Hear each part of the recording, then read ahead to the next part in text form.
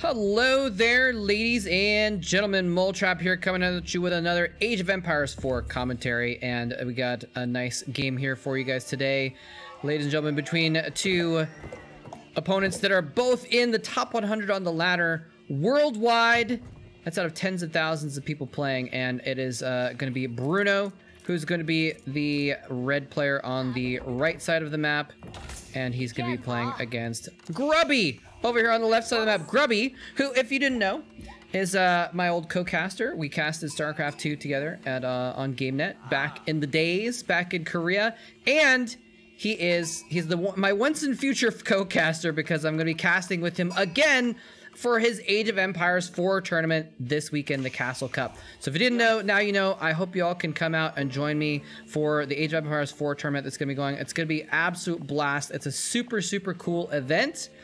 And it's basically a team tournament where there's teams of two, and there are going to be two 1v1s, and if there's a tie with the 1v1s, they actually play a 2v2 with their teammates against the other two. So it's going to be pretty cool, and all of the players are all casters or streamers and former pro gamers and what have you. It's all going to be really, really cool stuff. So hope you can join me for that. It'll be fun to have to be casting again, and it's going to be awesome to cast with Grubby again. So I wanted to do a Grubby game to show off his play, and also to make sure everyone knew about the Castle Cup coming up very soon here. And it's going to be fun. Hope you all can join me for it. It's going to be awesome. But let's get into this game here. Grubby, as you probably know, as I just mentioned, is a caster and a content creator and a streamer. And he's actually one of my favorite channels to watch in general, even regardless of the fact that I'm going to be casting with him. He does really, really good informative stuff. When he plays at high level, but he also you know, talks about his games and analyzes them. So it's a good place to learn how to play any game, whether it's Age of Empires 4, or obviously he's a former Warcraft 3 legend. He's played a lot of different games over the years. So anyway, Bruno, on the other hand, I don't know anything about. And partly because I tried to look him up, but there's actually like 4 or 5 different programmers from different games named Bruno. I mean, it's kind of a common name, so I don't know which one he is, or if he's any of them. He could just be some guy named Bruno. So not sure exactly who Bruno is, but like I said, he's top 100 on the ladder, so he's definitely a force to be reckoned with, and we'll see if Grubby has to do some reckoning or not. In any case, excuse me. Yeah. This is a very interesting map, as you can see. I've forgotten the name of it off the top of my head, but you've got, it's one of these maps where you have like a little lake behind your base, right? So you can easily get, I'm sorry, Black Forest is, I believe, the name of this map. And I did not know that there is actually water down here below the forest. If you were to mine through all of these woods, I guess you could get to another little lake over here, although doesn't look like there's any fish. So that's intriguing.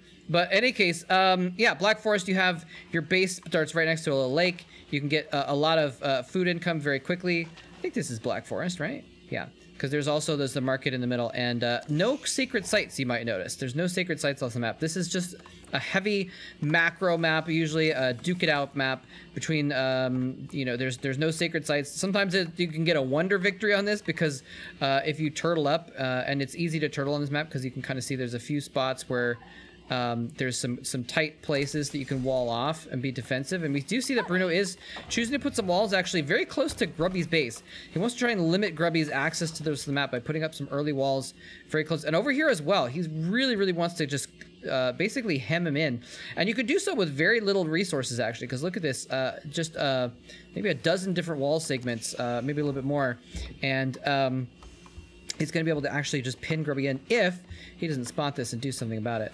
Now, Grubby's playing HRE, Holy Roman Empire, and they are a civilization that can do very, very well in the mid-game if they can get some good economy going with the relics. And so this is actually pretty crucial, hemming Grubby in.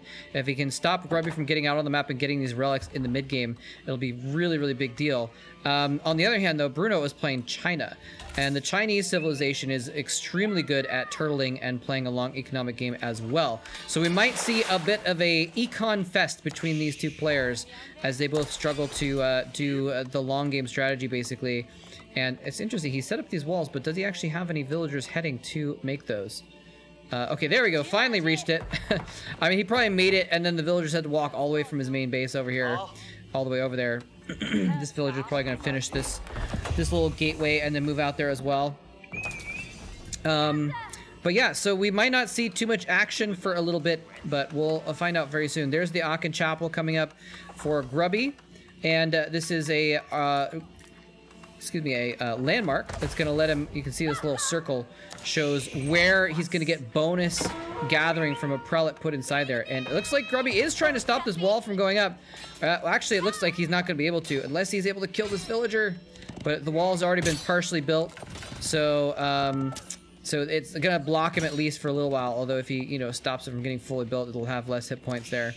So anyway, yeah, that looks like he is gonna defend though. Scouts do bonus damage against scouts, and so he's gonna fight him off while he's trying to fight that villager off. And looks like, yeah, Bruno's actually gonna be able to come over here and complete this wall as well. I don't know if Grubby sees this. Looks like no, he actually doesn't see it right now.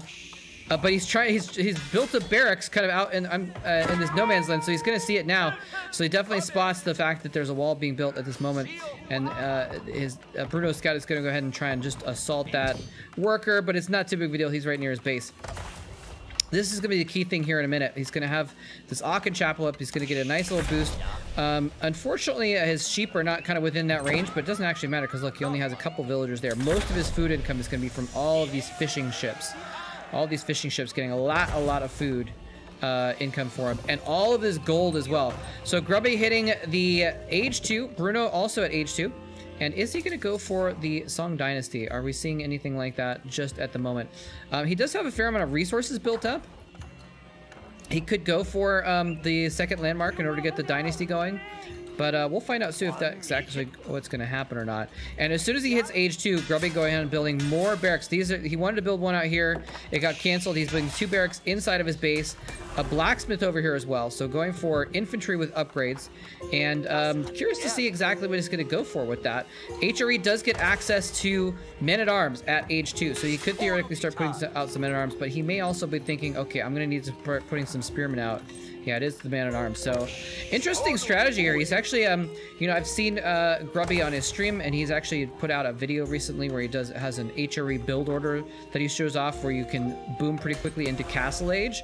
So he's kind of deviating from what I've seen him do in the past, and maybe in response to the fact that he's getting walled in, he's like, I cannot just get stuck on my base, because part of the boom that you need to do with HRE is getting the relics. And if you can't get the relics, then it defeats the purpose. And so he actually needs to get some forces out here.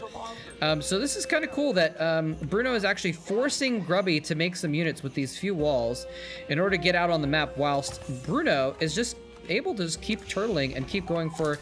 Actually, no, look at this. He's actually going quick castle.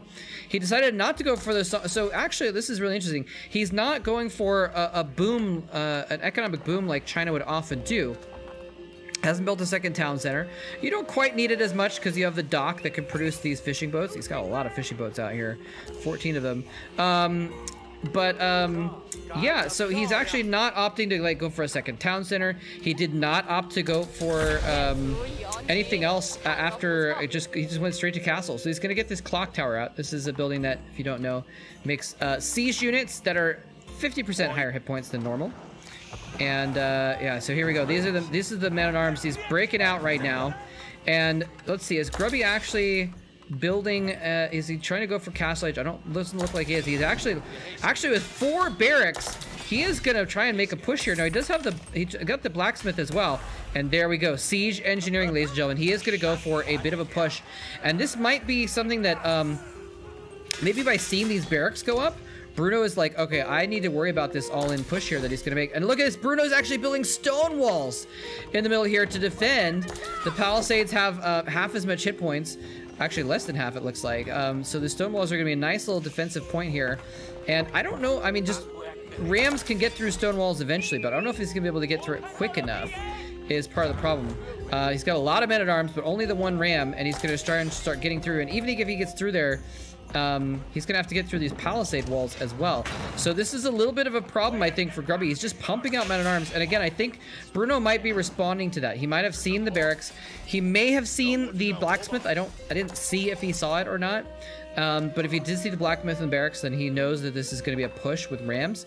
And so getting the astronomical clock tower sooner rather than later, rather than waiting for Dynasty and trying to go for a lot of, heavy econ, is a really smart move, because if you get out some Springalds, you can deal with the Rams very quickly. Springalds are going to be okay at dealing with Men-at-Arms as well, although this is after the patch, if you heard about that, where they actually reduced reduced the ability for Springalds to kill things that are not other siege units. But with 3 Rams barreling down here, he's actually gone through the stone wall very quickly. Now, Bruno's producing the Palace Guards, which is a Chinese version of Men-at-Arms, which are actually lower armor than normal Men-at-Arms, but faster. And so Grubby's now pushing through this palisade wall as well. This is a strong push with 3 Rams. I didn't realize it was going to get through the stone wall that fast. So this is actually something that Bruno needs to worry about here. Grubby pushing now out of his base, out into the middle of the map, and their bases are not actually that far apart. You can see it's actually just a pretty quick distance. Having a skirmish here in the middle of the map now, ladies and gentlemen. Bruno has a little bit less units here involved, and Grubby, nice micro, pulling out some of his injured Men-at-Arms, sending them back in again. Very good micro there, and having more numbers in the first place as well is going to be an advantage. But here's the thing, Bruno can rally more troops to the front.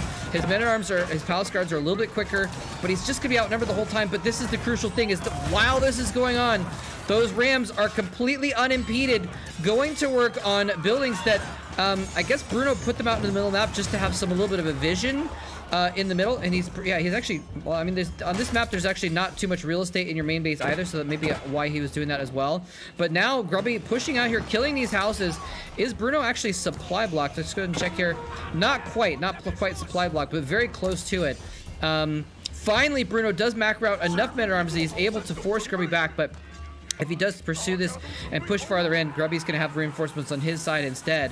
So, very interesting situation here. Now, I think Bruno needs to probably fall back. He's got some of his Palace Guards here to kind of deal with these Men-at-Arms, but I think he probably needs to deal with these Rams, although it looks like he is. He's got a couple units on it. The Rams are very slow, and if he actually got in here to attack Bruno's base with the Rams without reinforcing Men-at-Arms, they would go down pretty quickly, because villagers are actually very strong against Rams. Another attack here, just a ton of armored infantry just going to work at each other, ladies and gentlemen. Huge battle here, and it looks like Grubby again has a little bit more forces. He's doing pretty well with his micro as well. We're not seeing Bruno kind of do the pullback micro to get a couple extra hits out of his units, but he just may have more of them as well. I'm actually curious if he has upgrades. Let's see here. He does have... they both have about even upgrades. Actually, wait, no. The Palace Guards have 4 armor, so he's actually been upgrading his armor in the background. So Bruno actually with higher armored units, even though the Palace Guards start with lower armor. So very interesting situation, and these Rams are going to get chased away. So Grubby chased all the way back to his main base, where he's got several more barracks. He's just going mass Men-at-Arms here, ladies and gentlemen, in Age 2.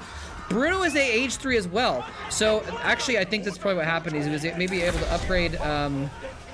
oh, that's what it is. Because that's why early Men-at-Arms have lower armor. I was like, how do they have lower armor? Early Men-at-Arms are Age 2 units that have actually lower armor than normal. So the Palace Guards are actually out-armoring them. So they're just going toe-to-toe here, ladies and gentlemen. You can see that they have basically even attack, except the Palace Guards, being castle units, have a little bit more as well. So that's why we're seeing Bruno win out on some of these battles, basically. Back at his base, yeah, the Rams have all been taken care of, so there's no actual threat there either. Grubby has broken through the wall at the top, so he can theoretically get some units out there. But right now, Bruno is in his base, doing some strong attacks here, and he's actually, look at this. He's left these guys to die. They're going to battle it out to the death, while more villagers came in here and remade the wall here, again pinning Grubby into his base. Now with all these Men-at-Arms that he can produce, it's not going to be too big of a deal. He's going to be able to break out pretty quickly. But as in the meantime, while I was talking, Grubby did get the cathedral up, the Regnitz Cathedral, so he does have Age 3 now. Can he actually get out into the map and actually get some of these relics, though, that can be used in that cathedral to great effect? It's going to be really difficult for him to do so. This relic is, you can see, kind of locked in there. Bruno's going to try and defend that very, very heavily, make sure he can't grab it, because it's so close to his base, he could get it back to his cathedral very quickly. The wall has not been rebuilt yet over here. I just heard the little jingly sound of a relic being picked up, although I don't know where that is on the map. I'm looking around to see where that is. I don't see where it is, but anyway, somewhere on the map, Grubby is picking up relics, I think, because I don't think Bruno has oh no, actually Bruno does have a monastery. Maybe Bruno's the one picking up the relics on the map. That yeah, there we go. Yeah, actually he did. He picked that one up right from underneath Grubby's nose. Wow. Grabbing relics out of HRE's grip is a huge play. Grubby's getting a prelates out onto the map now, finally, through this gap in the wall that has not been repaired yet. But can he get enough relics into that cathedral to really be worth it? It looks like he's probably going for this one next. But really beautiful play by Bruno, actually getting out on the map, walling in Grubby, and while that was all going on, getting the monastery out so he could try and secure those relics away from Grubby in the meantime. And very cool play here. And look at this, he's even got this extra town center that he finally built within range of this relic, so that if the prelate comes up here to grab this relic, the town center can actually kill the prelate. So very nicely done. Look at this, Grubby's gotten out of here, and now he's like, oh man, where's my relic? All right, we just heard a relic get picked up again. And look at this. Well, let's see if he actually puts villagers in this town center to kill this prelate. Oh, it's just out of range. The prelate grabs it. There's a skirmish going on over here as well. Bruno trying to make an outpost. And look at this. He's actually split up a group of his units to try and go over there. He's casting the Wololo. Is he gonna? He's trying to target. He surrounded the prelate with his men-at-arms. Oh my God! A huge conversion by Grubby, taking over Bruno's entire army.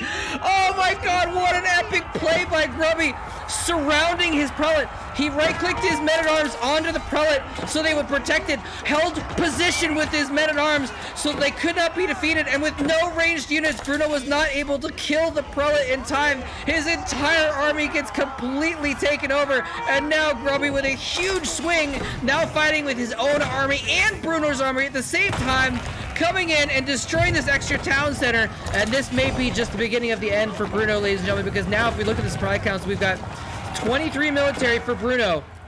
Grubby with 67 military supply right now. He's outnumbering him 3-1, and he's now charging into his base. He's got this monastery with 4 relics in it. He managed to keep HRE from getting all the relics, but that one relic was the most important one because it won Grubby the game. He was able to take control of Bruno's entire army. Absolutely amazing Wololo for the win, ladies and gentlemen. I don't think Bruno's gonna be able to stop this. He had this astronomical clock tower. Theoretically, he could have made some nice nest of bees, although those are not super effective against the armored men-at-arms. But he could have done something like that, but he was focusing just on his men-at-arms, just on walling Grubby in and taking those relics, and just is now going to get completely outnumbered. Grubby now rallying forces to the front with multiple barracks. There's the GG. Bruno taps out and Grubby wins the game. It looked like he was going to potentially lose the long game with Bruno having 2 town centers, Bruno having 4 of the relics, but just with an epic play, just a perfect micro move to surround his prelate to protect it while it went with the Wololo. And I don't think Bruno was expecting that. He thought he could squeeze in there, and if he wasn't on hold position, I think he might have been able to get through. But I'm pretty sure that Grubby had the hold position going in order to prevent anything from going in there, and he was able to save that prelate for just those precious few seconds necessary to take over his entire army. What an epic win by Grubby. Well played, and well played by Bruno as well, though. If that hadn't happened, I think Bruno probably would have won the game. He'd kind of been controlling the map a lot and looked like he had an economic edge going into that mid-late game. Taking away the relics from HRE is a huge play. Most of the mid-late game bonuses for HRE have to do with having those relics, and so getting those away, blocking Grubby from getting them and then stealing them away himself was an epic move. But so I want to give Bruno a lot of credit there, but what an amazing win by Grubby. GG. And again, come join me and Grubby for the Castle Cup on Friday. Again, I'll put in the video description links to the information about that tournament if you want to see all the details of when it is, who is playing, what's going to be happening, where you can find it. All that's going to be on the announcement website. And hope you can join me. I hope to see a lot of you guys there in the audience. It'll be fun to have some of my StarCraft fans there watching me cast some AOE4 as well. And yeah, thanks very much for watching. GG.